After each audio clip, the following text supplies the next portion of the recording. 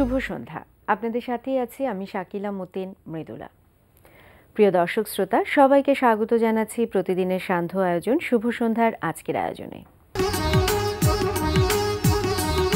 আজকে শুভ সন্ধ্যায় থাকছে আগামীকাল ঢাকায় আর্কাইভ থেকে তারকার সঙ্গে এনটিভি হাইলাইটস এবং প্রকাশক রবিন হাসানের সঙ্গে আলাপচারিতা। শুরুতেই আগামীকাল ঢাকায়।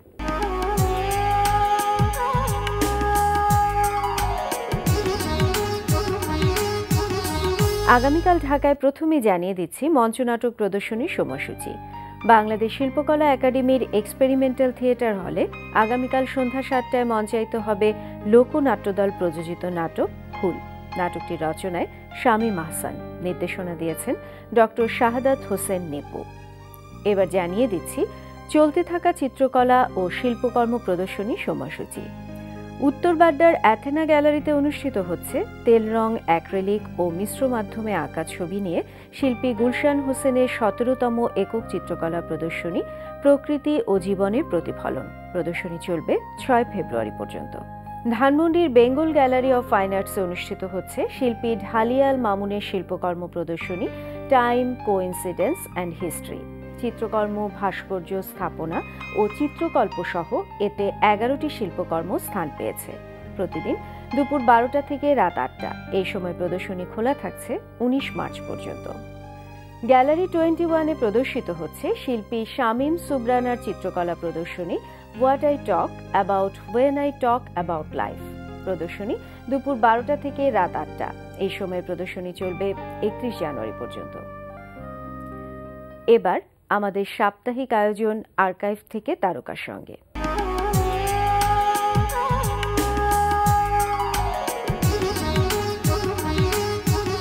অতীতে যেসব তারকা শুভ সন্ধ্যায় অতিথি হয়ে এসেছেন তাদের আলাপচারিতার অংশবিশেষ নিয়ে আর্কাইভ থেকে তারকার সঙ্গে।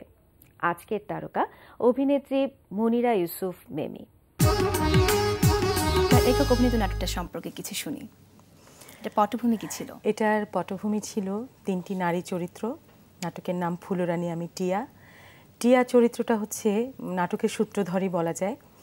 মানে ও একটা ডায়েরি উদ্ধার করে যেখানে 100 বছর আগের ডায়েরিটা, এবং যে ডায়েরিটা যার লেখা ছিল তার নাম ছিল ফুলরানী, এবং সম্পর্কে সে যদি বেঁচে থাকতো সে টিয়ার দাদি হতো। আচ্ছা, হ্যাঁ। তো ও জানতো যে ওর এই দিদা মারা গেছে, টাইফয়েড হয়েছিল, শ্বশুরবাড়ি গিয়েছিল, পাগল হয়ে গিয়েছিল, এই জন্য সে শ্বশুরবাড়িতে থাকতে পারিনি, টাইফয়েড হয়ে মরে গেছে। কিন্তু ডায়েরিটা যখন ও পড়েছে তখন ও সত্যি ঘটনাটা জানতে পেরেছে। সেটা হলো একটা অত্যাচারিত জীবন। শ্বশুরবাড়িতে সে খুব অত্যাচারিত ছিল বলে তাকে তারাই পাগল সাজিয়ে রেখেছে। এভাবেই ফুলরানী সমাজে অত্যাচারিত হয়ে, স্বামীর গৃহ থেকে পরিত্যক্ত হয়ে, বাবার বাড়িতে এসেও আশ্রয় পাচ্ছে না, এরকম একটা পর্যায়ে সে যখন অসুস্থ হয়ে যায় তখন তাকে কোনো বিজ্ঞানসম্মত চিকিৎসা দেওয়া হয়নি, তো সে এভাবে মরে যায়। তো যাই হোক, টিয়ার জীবনও এরকম যে টিয়াও স্বামীর ঘর ছেড়ে চলে আসছে যে কোনো কারণে। এ গেল দুটো চরিত্র। আর ময়না বলে একটা গ্রামের চরিত্র আছে, সেটাও এবছরের, সে এরকম স্বামী পরিত্যক্তা, অ্যাসিড দগ্ধ। তো টিয়া দেখলো যে 100 বছর আগের ফুলরানী এই যুগের, এই 20 শতাব্দীর যুগে টিয়া আর ময়না, এদের সমস্যা একই রয়ে গেল, ধরনটা হয়তো 3 রকম। হ্যাঁ, তো এটাই বলতে চেয়েছে যে আজও নারীরা অত্যাচারিত, আজও নিগৃহীত। একটা মেয়ে একা থাকতে পারে না, সেটা থাকা খারাপ। একটা মেয়ে চাকুরি স্বাধীনভাবে করতে পারে না। তারপরেও বলবো সমাজটা আমাদের অনেক পাল্টে এসেছে, এটা নিয়ে আমরা অত হতাশ নই, ভিতরে এখনো সমস্যাটা রয়ে গেছে। দেখছিলেন আর্কাইভ থেকে তারকার সঙ্গে। এবারে এনটিভি হাইলাইটস।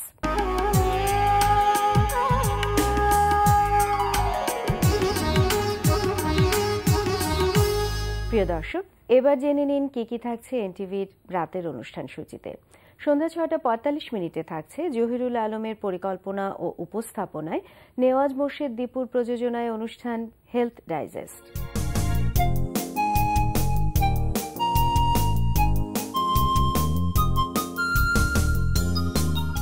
রাত 8:20 থাকছে লাকি ইনাম ও হৃদি হকের রচনায় এবং হৃদি হক ও কামরুজ্জামান রনির পরিচালনায় ধারাবাহিক নাটক শেষ বিকেলের গান।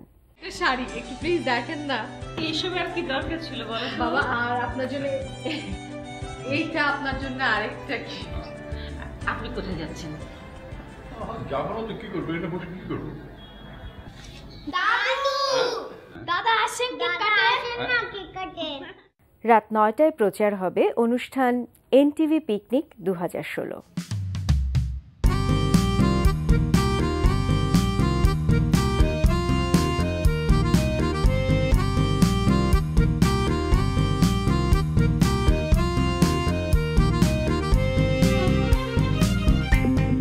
এই ছিল এনটিভি হাইলাইটস। এবার আলাপচারিতা।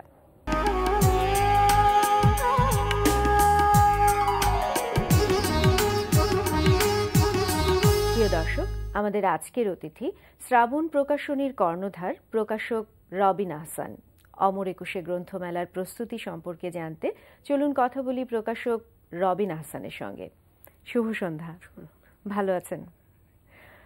একেবারেই শেষ মুহূর্তে আমরা এখন, এবং বইমেলা শুরু হতে যাচ্ছে আর 1-2 দিন পরেই। শেষ মুহূর্তের প্রস্তুতি এবং কতটুকু উৎসাহ কাজ করছে এই মুহূর্তে? আমাদের প্রস্তুতি ভালো এবারে বইমেলাটার জন্য। আপনারা জানেন যে গত 3 বছর যে বইমেলাটা, এটা অনেক ধরনের হরতাল, অবরোধ, তারপর বিভিন্ন নানা কারণে এই 3 বছর বইমেলাটা খুব খারাপ ছিল। তো এবার আমরা আশা করছি, যেমন বাণিজ্য মেলা আপনার এবার খুব ভালো হয়েছে, আমরা আশা করছি 21শে বইমেলাটাও ভালো হবে। নিরাপত্তা ব্যবস্থাটা যদি মোটামুটি ভালো থাকে, সেক্ষেত্রে আমরা আশা করছি যে এবারে বইমেলাটা ভালো হবে। এবং এবারে বইমেলায় আমাদের প্রায় 30টি বই প্রকাশিত হচ্ছে। এর মধ্যে আমরা শ্রাবণ প্রকাশনীর সবচেয়ে গুরুত্বপূর্ণ যে বইটি আমরা মনে করছি এবারের বইমেলায়, সেটি হচ্ছে নেতৃত্বে বঙ্গবন্ধু নামে একটি বই আমরা প্রকাশ করেছি, রাজীব পারভেজ সম্পাদিত। তো এই বইয়ের মধ্যে আমরা চেষ্টা করেছি বঙ্গবন্ধুর 20টি অধ্যায়ে বঙ্গবন্ধুর একদম তার ছাত্রজীবন থেকে শুরু করে সংগ্রামের শেষ জীবন পর্যন্ত, 15ই আগস্ট এবং 15ই আগস্টের পরে আপনি ধরেন এই যে তার যে একটা বই প্রকাশিত হয়েছে অসমাপ্ত আত্মজীবনী, সেই আত্মজীবনীর উপরেও বিশ্লেষণ আছে আমাদের এই বইটিতে। নেতৃত্বে বঙ্গবন্ধু কিভাবে নেতৃত্ব দিয়েছেন এবং কিভাবে অল্প বয়সের মধ্যে বঙ্গবন্ধু বাংলাদেশের এই বাঙালির, আমাদের পূর্ববঙ্গের বাঙালির নেতা হয়ে ওঠেন, সেই পুরো বিষয়টিকে আমরা একেবারে ডিটেইল তুলে ধরেছি। এছাড়া আর কি বই বের হচ্ছে? এছাড়া আমাদের চট্টগ্রাম যুব বিদ্রোহ নামে আমাদের একটা আরেকটি বই প্রকাশিত হয়েছে। এটা কলকাতার হরিপদ দে উনি সম্পাদনা করেছেন, এবং এই চট্টগ্রামের যুব বিদ্রোহের উপর যত বিখ্যাত লেখা আছে সেই লেখাগুলো এই সংকলনে, এই বইয়ের মধ্যে আমরা একসাথে করেছি। এটা আমাদের কোন সময়কার? এটা আপনার চট্টগ্রাম যুব বিদ্রোহ মানে হচ্ছে আপনার সেই সূর্য সেন, প্রীতিলতা, ব্রিটিশ বিরোধী আন্দোলন, যে সেই পুরো চট্টগ্রামেই এই আন্দোলনটা মূল দানা বেঁধেছিল, সেই প্রেক্ষাপট নিয়ে চট্টগ্রাম যুব বিদ্রোহ বইটি। এছাড়া আমাদের আরও একটি বই আছে, গণসঙ্গীত সংগ্রহ। এটা দীপঙ্কর চক্রবর্তী সম্পাদনায়, দীপঙ্কর গৌতমের সম্পাদনায় আমরা প্রকাশ করেছি। এটি প্রায় 600 পৃষ্ঠার একটা বই। এই অঞ্চলের যত গণসঙ্গীত ছিল বাংলায়, স্বরলিপি ছাড়া শুধুমাত্র গণসঙ্গীত সংগ্রহগুলো কলকাতা, বাংলাদেশ এবং আপনার যতগুলো আন্দোলন সংগ্রামের এবং পৃথিবীর অন্যান্য অঞ্চলেরও যত গণসঙ্গীত আছে বাংলা অনুবাদ, সেগুলো আমরা ওই একই বইয়ের মধ্যে সংকলনগ্রস্ত করেছি। বোঝা যাচ্ছে বেশ ভালো গবেষণাধর্মী বই এবারে আপনাদের তালিকা আছে। এছাড়া আর গল্প, উপন্যাস কোনগুলো বের? আমাদের মূলত শ্রাবণ প্রকাশনী, আমাদের বয়স প্রায়, প্রকাশনা সংস্থার বয়স প্রায় 19 বছর এবারে। তো আমরা চেষ্টা করেছি, 18 পেরিয়ে গেছে। হ্যাঁ, 18 পেরিয়ে গেছে। তো আমরা চেষ্টা করেছি যে বাংলাদেশের না, সারা পৃথিবীর আন্দোলন সংগ্রাম, নেতৃত্ব এবং গণমাধ্যম, নিপীড়িত মানুষের উপরে বইপত্র বেশি প্রকাশ করার জন্য। তো সেই চেষ্টার অংশ হিসেবেই কিন্তু আমাদের এবারের বইগুলো সেই চেষ্টার একটা অংশ। তো সেক্ষেত্রে আমরা মনে করছি যে আমাদের বইগুলো ঠিক আপনার গল্প, উপন্যাস, কবিতা এরকম বই আমরা খুব কম প্রকাশ করি।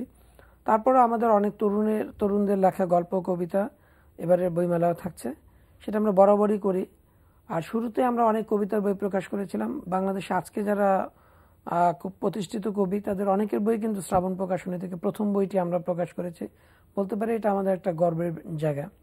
বোঝা যাচ্ছে যে আপনারা তরুণদেরকে উৎসাহ দেবার ক্ষেত্রে অনেকটাই অগ্রণী থাকেন। আমি তরুণদের কথা বলবো না, আমি তরুণদেরকে প্রতিবারই আমাদের স্টল থেকে, শ্রাবণ প্রকাশনী থেকে তরুণদের বই প্রকাশিত হয়। আমরা তরুণ বলছি না, আমি বলছি যে ভালো লেখে এরকম লেখক। আর তরুণ মানে কি, নতুন লেখকই না, একজন নতুন লিখতেই পারে, কিন্তু তার লেখা হয়ে ওঠা এবং তাকে নার্সিং করা যেটা বলে সেটা আমরা করার চেষ্টা করি, যে একজন তরুণ লেখক সে খুব ভালো লিখছে অথবা ভালো লিখবে এরকম সম্ভাবনা আছে, তার বই আমরা প্রকাশ করি। সেটা আপনার প্রবন্ধের বই হোক, কবিতার বই হোক, গল্প হোক, উপন্যাস হোক, আমরা চেষ্টা করি সেটা আমাদের এই ব্যানার ছাপার জন্য। তো বোঝা যাচ্ছে যে আপনাদের বই প্রকাশনার ক্ষেত্রে বিষয়বস্তুটা বেশ প্রাধান্য পায়। লেখা তো অবশ্যই, লেখা তো পেতেই হবে, বিষয়বস্তুটাও প্রাধান্য হ্যাঁ, পায়। অবশ্যই বিষয়বস্তু প্রাধান্য পায়। কারণ আমরা যখন একটা বই প্রকাশ করি তখন আমরা পাঠক অডিয়েন্স, আপনারা যেমন টেলিভিশনে একটা অডিয়েন্স দেখে কারা দেখবে, তা আমরাও বই প্রকাশ করার আগে কিন্তু দেখি যে কোন পাঠক এই বইটি পড়বে, কোন পাঠক আমাদের শ্রাবণ প্রকাশনীর বই পড়ে। এবং নিয়মিত আমরা যে বইমেলায় এই যে ধরেন 28 দিন 29 দিন বইমেলা হয়, সেই সময় কিন্তু আমাদের সাথে পাঠকের সাথে একটা কনভারসেশন হয় যে তারা আসলে কি কোন ধরনের বই চায়, কোন ধরনের বই পড়তে চায়। এই যে পাঠকের সাথে বইমেলার সময় যোগাযোগ, তাদের চাহিদা, তারা কিভাবে বই চায় এবং আমরা কোন বইগুলো পাঠকের জন্য তৈরি করব। আপনার বই প্রকাশনা সংস্থার যে তার কিন্তু একটা দায়িত্ব থাকে, অবশ্যই কোন ধরনের বই আমরা পাঠকের কাছে নেব। পাঠক ধরেন অনেক ধরনের বই চাই, কিন্তু সব ধরনের বই তো আমরা প্রকাশ করি না এবং সব ধরনের বই আমরা পাঠকের কাছে নিয়েও যেতে চাই না। ফলে আমাদের কিছু নির্দিষ্ট বইয়ের প্রতি আমাদের আগ্রহ আছে। শ্রাবণ প্রকাশনের তৈরি করাও কিন্তু প্রকাশকের দায়িত্ব। হ্যাঁ, সেক্ষেত্রেই আমরা ওই রকম বইয়ের পাঠক তৈরি করার জন্য আমরা বই প্রকাশ করছি। এবং পাঠক তৈরি করা এটা আসলে প্রকাশনা তো একটা ব্যবসা। তো ব্যবসা হলেও আপনাকে প্রকাশনা ব্যবসাটা অন্য যে কোনো ব্যবসার চেয়ে একটু আলাদা। কারণ আপনার এটা একটা শিক্ষিত সমাজ দরকার, মানে একটা রুচিশীল সমাজ এটার পেছনে থাকতে হয়, তাদের পৃষ্ঠপোষকতা থাকতে হয়। দেন প্রকাশকদেরও দায়িত্ব হচ্ছে একটা রুচিশীল সমাজ এবং শিক্ষিত সমাজ গড়ে তোলা। আমরা সেই লক্ষ্য নিয়েই প্রকাশনাটা করছি। ব্যবসা এবং সৃষ্টিশীলতা, রুচিশীলতার একটা সমন্বয় থাকাটা জরুরি আসলে প্রত্যেকটা বিষয়। আপনি যেটা বললেন একটু আগে, একটা ভালো কথা বললেন যে বইটা যখন দোকানে কিংবা লাইব্রেরিতে বিক্রি হয় তখন কিন্তু পাঠকের সাথে আপনাদের সরাসরি যোগাযোগ হওয়ার সুযোগটা থাকে না, কিন্তু বইমেলায় আপনাদের সরাসরি পাঠকদের সাথে একটা যোগাযোগ হয়। এবং বিশেষ করে আমাদের এই প্রাণের বইমেলা, অমর একুশে বইমেলা, এটাকে আপনি কি বলবেন যে এটাকে কিভাবে আরো বেশি সুপরিকল্পিতভাবে এবং সুশীলিতভাবে ব্যবহার করা যায় এই সুযোগটাকে? আমি বলবো যে বাংলা একাডেমির এবারে বইমেলাটা কিন্তু অনেক বড় একটা জায়গা নিয়ে করা হয়েছে। যে কোনো সময় বইমেলার চেয়ে এবারে স্পেস অনেক বড়। তো সেখানে যদি গোছানোর কথা ছিল 4টা গেট হওয়ার কথা ছিল, কিন্তু আমরা শেষ পর্যন্ত শুনেছি যে 2টা মাত্র গেট হচ্ছে। কিন্তু আমি মনে করি যে এই যে আমাদের বইমেলা, বাংলা একাডেমি বইমেলা প্রায় এবছর 29 দিন ব্যাপী এই বইমেলাটা হবে। তো এর আসা যাওয়া মানে ঢোকার জন্য, বইমেলাটা ঘোরার জন্য এবং ধুলা বালু ছাড়া ঘোরার জন্য যে স্পেস, সব কিছুই আছে। এবার নিরাপত্তামূলক ব্যবস্থাটা যদি থাকে, বাংলা একাডেমিতে যে গেট দুটো বন্ধ করে রেখেছেন নিরাপত্তার অজুহাতে, সেই গেট দুটো খুলে দিলে আমার মনে হচ্ছে যে নারী, শিশু এদের জন্য একটা আলাদা গেট দরকার। বাংলা একাডেমিতে আমার প্রায় 19 বছরের অভিজ্ঞতা যে বইমেলার জন্য যখন আপনি ধরেন 21শে ফেব্রুয়ারি একটা গেট থাকলে সকলে নিরাপদে ঢুকতে পারবে, সকলে নিরাপদ, ঠেলাঠেলিটা হবে না। এবং আপনার সবচেয়ে বিপজ্জনক অবস্থা হচ্ছে আপনার ধরেন 21শে ফেব্রুয়ারি, এটা একটা বড় ভিড় থাকে। 20শে ফেব্রুয়ারি এছাড়া ভালোবাসা দিবস আছে, আরো নানা দিবসের মধ্যে ছুটির দিনে অনেক ভিড় হয়। ফলে এই ভিড়গুলোর সময় যেন বাংলা একাডেমি 4টা গেটের যে পরিকল্পনা করা হয়েছে সেই 4টা গেটই যেন খুলে রাখে অন্তত এই উৎসবের দিনগুলোতে। সেক্ষেত্রে অনেক বেশি স্বস্তি পাবে যারা আসবে এখানে, দর্শনার্থীরা এবং পাঠক আপনার বই ঘুরে অনেকক্ষণ পর্যন্ত সে স্বস্তিতে যদি বইটা না পারে। হ্যাঁ, বইটা কিন্তু আলু পটলের ব্যবসা না যায়। আলু পটলও কিন্তু আপনি বাজারে গিয়ে অনেকক্ষণ লাড়াচাড়া করে পচছে কিনা, হ্যাঁ এটা নষ্ট কিনা, তা এইটা দেখে। কিন্তু বইটা আরো অনেক কঠিন জিনিস, বইয়ের অনেক পাতা উল্টাতে হয়। পাঠককে কিন্তু একটা বইয়ের অনেকগুলো পৃষ্ঠা সে পড়তেও চায় যে আসলে বইটার ভিতর কি আছে। আমরা ধরেন একটা সুন্দর প্রচ্ছদ, সুন্দর বাধাই অনেক কিছু করে পাঠকের সামনে ধরলাম। পাঠক অনেক খারাপ বইয়ের কিন্তু অনেক সুন্দর প্রচ্ছদ হয়, অনেক ভালো ছাপা হয়, কিন্তু পাঠক তো প্রতারিত হয়। তো পাঠকের কিন্তু একটা অনেকক্ষণ তার সময় লাগে একটা বই যদি সে 5 পৃষ্ঠা 10 পৃষ্ঠা পড়ে, তাহলে ওই বইটার প্রতি তার আকর্ষণটা বাড়ে। কিন্তু আমাদের বইমেলায় আমি দেখি যে ভিড়ের কারণে আসলে ওই ভিড়ের কারণে এবং অধিকাংশ ক্ষেত্রে আপনার ধুলা, তারপর ভিড় সব মিলিয়ে পাঠক আসলে বইটা নাড়াচাড়া করারও সময় পায় না। ফলে সে এসে একটা বই নিয়ে যায়। এক্ষেত্রে অনেক পাঠকই বিভ্রান্ত হয় এবং ঠকেও আমার মনে হচ্ছে। সব শুভ কাজেরই আসলে কিছু সীমাবদ্ধতা থাকে, তো আমরা আশা করছি যে এবারের বইমেলা সব রকম সীমাবদ্ধতা কাটিয়ে উঠবে এবং খুব সুন্দরভাবে আমাদের এবারের প্রাণের মেলা অমর একুশে বইমেলা পুরো মাসব্যাপী চলবে এবং আপনাদের কাছ থেকে আমরা অনেক ভালো ভালো বই পাবো। আপনাকে অনেক অনেক ধন্যবাদ। আপনাকে ধন্যবাদ। প্রিয় দর্শক, কথায় কথায় আমরাও চলে এসেছি অনুষ্ঠানের শেষ প্রান্তে। আমাদের সঙ্গে যোগাযোগের ঠিকানা প্রযোজক শুভ সন্ধ্যা, এনটিভি বিএসএসসি ভবন, ৭ তলা ১০২ কাজী নজরুল ইসলাম এভিনিউ, কারওয়ান বাজার, ঢাকা ১২১৫। আমাদের ইমেল অ্যাড্রেস shubhasondha@ntvbd.com। প্রিয় দর্শক, এনটিভিতে সম্প্রচারিত সংবাদ ও অন্যান্য সকল অনুষ্ঠান দেখতে লগ ইন করুন www.ntvbd.com-এ। সবাই ভালো থাকুন, নিরাপদে থাকুন। শুভ সন্ধ্যা।